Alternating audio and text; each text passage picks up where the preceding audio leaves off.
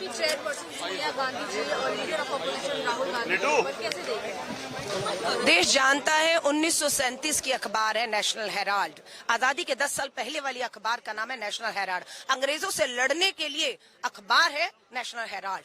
जब ये संघी अंग्रेजों की मुखबरी कर रहे थे ना, तब पंडित जवाहरलाल नेहरू जी ने ये नेशनल हेराल्ड अखबार अंग्रेजों से लड़ने के लिए खोली। और उसके बाद आज आजादी के 75 साल हो गए। वो नेशनल हेराल्ड तब भी थी, आज भी है, लेकिन कुछ साबित आज तक नहीं कर पाए।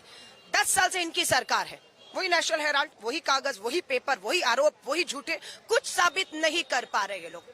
मैं अभी अटल बिहारी वाजपेयी जी के इंटरव्यूज देख कर आ रही हूँ। उस अटल बिहारी वाजपेयी जी के इंटरव्यू में भी जब ये बात उठी थी कि सोनिया गांधी जी पर हमले, निजी हमले, उन्हें भ्रष्ट बताने की कोशिश है, तो अटल बिहारी वाजपेयी जी ने कहा था ये गलत है। मैं भाजपा को कह रहा हूँ, भाजपा के कार्यकर्ता नेताओं को कह रहा हूँ, ऐसा मत करो, नहीं तो ये भारी पड़ेगा। और भारी पड़ा अटल बिहारी वाजपेयी जी को कि सत्कार जानी पड़ी। आज नरेंद्र मोदी जी की सरकार है, बैसाखियों के दम पर वो सरकार है, बिहार के नीतीश और आंध्र प्रदेश के नायडू के दम पर है। ये वही नायडू हैं जिन्हें घसीटते हुए भ्रष्टाचार में ईडी लेकर जा रही थी जेल, और फिर समझौते होते हैं, वो मुख्यमंत्री होते हैं और इनकी सरकार बैसाखी पर चल रही।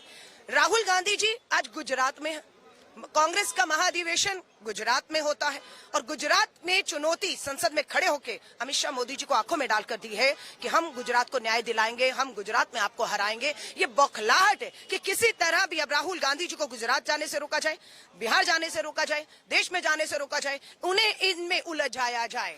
वो उलझने वाले नहीं है।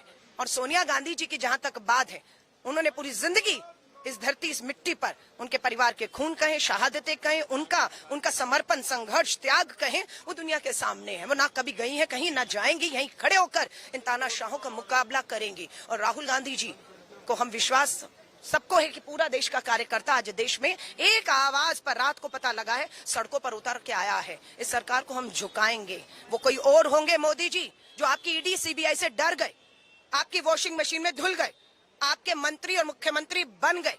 ये राहुल गांधी हैं। इनकी रगों में गांधी का खून है।